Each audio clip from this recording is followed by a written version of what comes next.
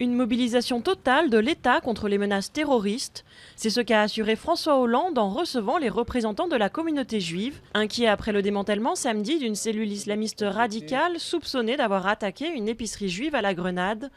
11 personnes sont toujours en garde à vue dans cette enquête. C'est le plus grand défi électoral pour Hugo Chavez depuis son arrivée au pouvoir en 1999.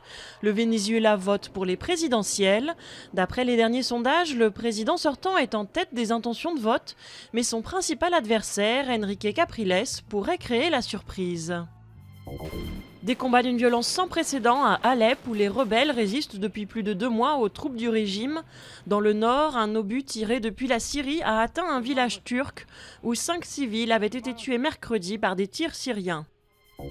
Champion du monde de rallye pour la 9e fois, Sébastien Loeb rafle le titre encore une fois avec sa victoire en Alsace dimanche.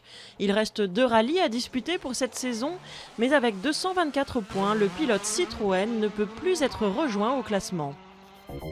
Avec ses toiles, le noir devient une couleur qui reflète la lumière. À bientôt 93 ans, Pierre Soulages expose à Lyon à partir de la semaine prochaine ses œuvres peintes depuis l'an 2000. Sa dernière rétrospective au centre Pompidou à Paris avait attiré plus de 500 000 visiteurs.